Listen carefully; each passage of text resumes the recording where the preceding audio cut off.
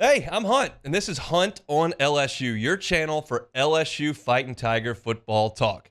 Enjoy the video. We want you to leave a comment below, hit that like button, and subscribe right below the video. Enjoy. Meet the Freshmen. Freshmen, meet the Freshmen. They're the newest Tigers on the team. We're going to stick with two at the same position in today's edition of Meet the Freshmen, and we start with a Louisiana product from down in Belrose, and that is Khai Prean. He is a wide receiver, 6 foot 202. As I mentioned, from Belrose, finished up at St. James after a couple years at Ascension Catholic. Really strong senior year. Turned him into a consensus 4-star wide receiver. 24/7's got him as the number 18 wide receiver in the country. Last year, he caught 61 passes for 1,000 yards and 14 touchdowns. Averaged 18 yards a catch, and led St. James to the semis last year. Obviously, really big-time production from Prean last year at St. James, but also he's got some insane measurables. At 202 pounds, you're talking about a guy that clocked a 10.900 and a 21.7 200, which is really good. He got second in the 100 last year, or 2 years ago in the 2021 LHSAA outdoor meet. He was second in the 200 as well. Like, he's a ridiculous athlete, and the comps come to mind for me because he's from St. James, and the John Trey Kirkland stuff flashes to me because they're just such amazing athletes. When Khai Prean committed, I kind of thought there was a chance he would play defensive back. Such a good athlete, got a big frame, but I don't know, 200 pounds is a big dude. As I mentioned, he's 4-star by all the services, and he was rated as an athlete by just about everyone. And Auburn was in the mix, Mississippi State was in the mix, Tennessee, Michigan, a lot of teams in the mix there. But he's playing wide receiver, and that is a jam-packed room.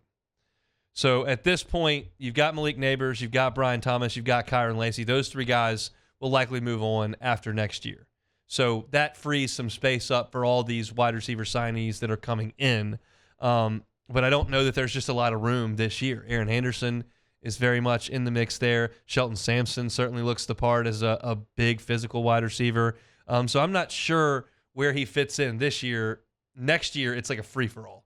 In the spring and the fall, you should have a lot of guys competing for reps at the top of the wide receiver food chain. But like we were talking about with Cobble in the last segment, I mean, like Malik Neighbors was just cooking people yesterday. I mean, it was just no contest on some routes out there one-on-one. And it's built for that. There's no help on the inside. There's no help over the top. There's no pass rush.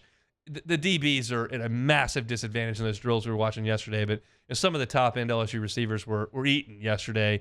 And so it's hard to imagine some of the younger players busting through. And I would put Khai Prean in that discussion, but he is unquestionably a super athlete to have those kind of track accomplishments in LSU and to be that size already. I mean, a lot of wide receivers come in at 175, 180 pounds. He comes in north of 200 pounds with that kind of speed. He's a really good athlete. The second guy that we're going to meet today is freshman Kyle Parker, 5'11", 195 from Allen, Texas. This is a guy who was a consensus 4-star product, one of the best in the state of Texas. Not necessarily as highly thought of as a guy like Shelton Sampson, but I think that's because of measurables. You look at 5'11", 194, and it doesn't jump out at you.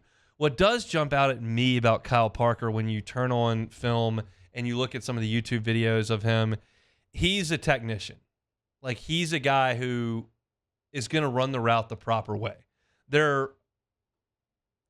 I guess you could say there's 3 types of receivers you're scouting at the high school level. There are guys that are so freakishly athletic and so fast that they just make high school kids look so dumb, running go routes, catching screens, running punts back, and like they're just freakishly gifted athletically, and that's why they dominate in high school.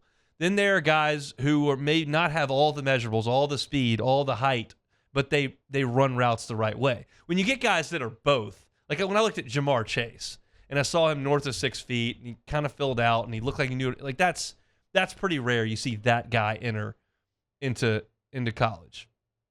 But Kyle Parker falls into the category of technician. He's got the footwork. He knows how to get off a jam. He knows how to run routes. He sinks into his hips and comes out of breaks. Like, you can just see he knows what he's doing. And his offer list wasn't massive. It was Louisville, Oklahoma State, SMU, but still, you're looking at a 4-star across the board, and you're looking at a top 100 wide receiver across the board, top 50 wide receiver across the board. So Texas offered him late in the process. This is a guy that was going to come to LSU, and I think he's got a chance to get some reps. They may come late in the season. As I mentioned, Neighbors, Kyron Lacy, Brian Thomas, Chris Hilton, Andre Anderson. All these guys are older, and in all the cases except for Anderson have played. You factor in LSU's tight end room that's going to be utilized this year, so you're not going to have a lot of 5-wide opportunities because they're going to put Mason Taylor out there. Like, it may be tough, but I like him. We talked about Jaylen Brown a couple of days ago. Speed burner. I mean, the fastest guy in this class. We'll talk about Shelton Sampson down the road. You know him from here in Baton Rouge. He's got the height and the measurables and the vertical and all that.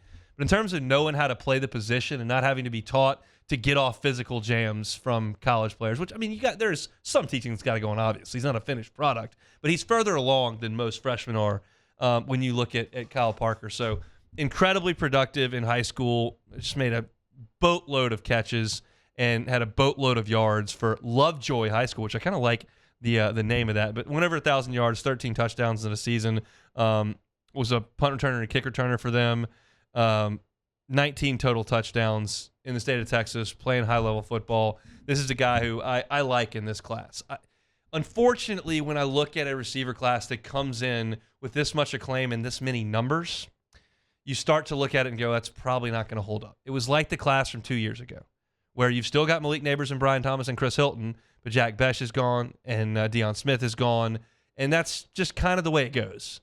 And that's probably the way it goes. I hate to even say that. It's like, oh, you're kicking them out of school before they even playing a game. But, like, are you going to keep 5 4-star and 5-star wide receivers around for 4 or 5 years? Like, probably not.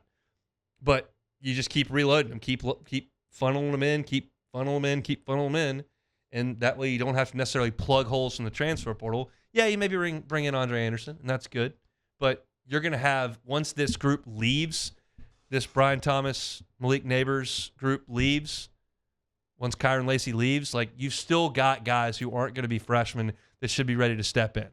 And I think Kyle Parker and Khai Prean are both ticketed for a role like that, which is a comforting thing, I think, for this staff. We'll see how much they impact this year, but certainly guys down the road that should help, and very, very talented players. Hey, thanks for watching Hunt on LSU. Before you get out of here, do us a couple of favors.